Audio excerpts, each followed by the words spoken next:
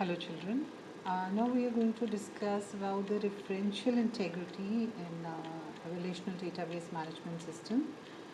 This term is used to maintain accuracy and consistency of data in a relationship. Now we'll be discussing the relationship amongst the tables. Data can be linked between two or more tables with the help of primary and foreign key constraints as we have already discussed.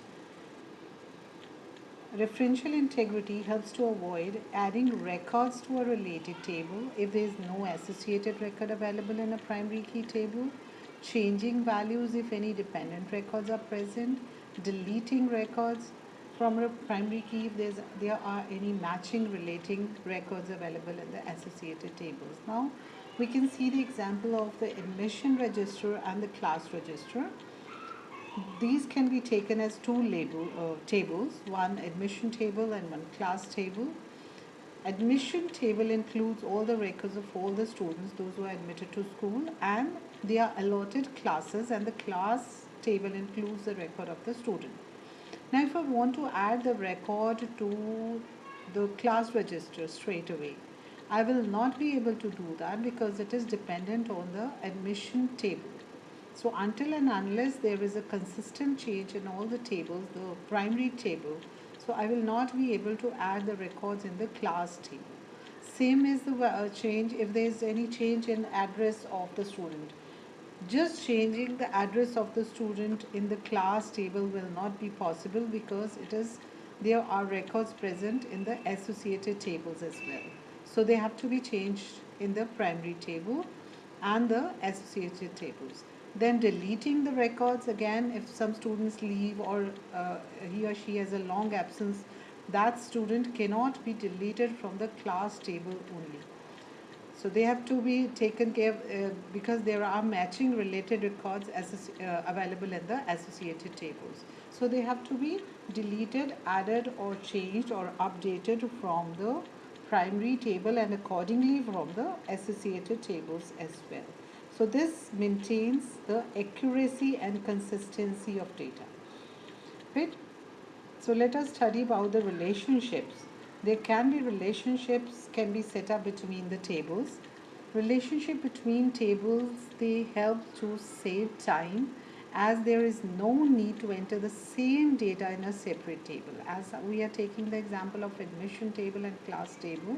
So once the data is entered in the admission table, there is no need to enter the same data in the class table. It will automatically take the data from the table from the primary key or the foreign key constraints.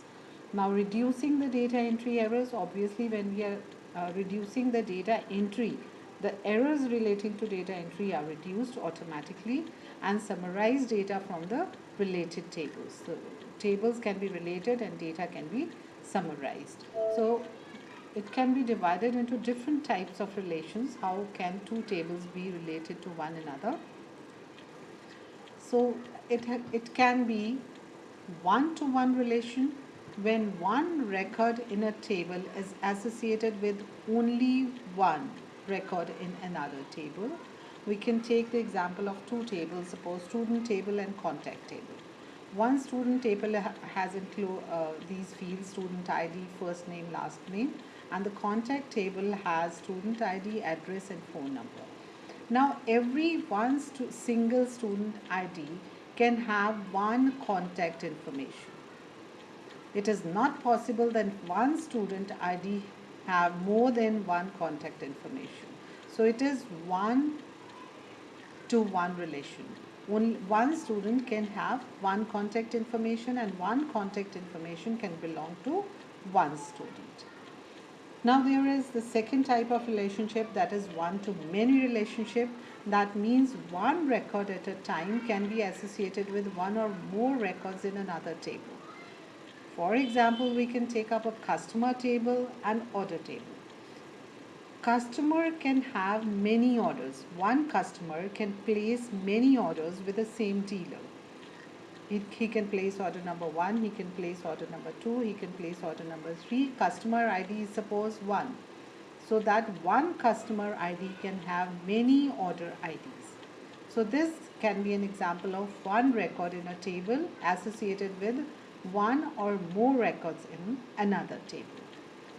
Then many to many relationship, that is when multiple records in a table are associated with multiple records in another table. Now we can take example of customer and product table. A customer can purchase various products. One customer can purchase various products, and one product can be purchased by various customers. So it can have many to many relationship. As RDBMSs generally they don't allow to implement a direct many to many relationship. So we need to break these type of relationships into two one to many relationship by using a third table called a join table, which will include the primary key of one table and the primary key of the other table as the foreign key in the third table, that is the join table. As we have discussed one to many relationship, so here also the primary key of one table will be taken as a foreign key in the other table. So this is the concept of primary key and foreign key. So we have three types of relationships: one to one relation, one to one, many relationship, and many to many relationship. How do we go about it? How do we set the relationships? Now I have created some tables for you. I've created admission table. You can see the structure over here. Here I can just put it as a primary key, right click, primary key. I can add more fields by clicking on inserting rows, or I can delete any of the fields. We have discussed in an SQL design and wizard form. We can do all these, and after doing I can save the data, I can save the structure, and this is the class table. Here also I've got admission number, roll number, class and house. I'll set the primary key by right clicking. Here I can just save this. Yes. So there are two tables with me, and I can set the relationship from the menu tool.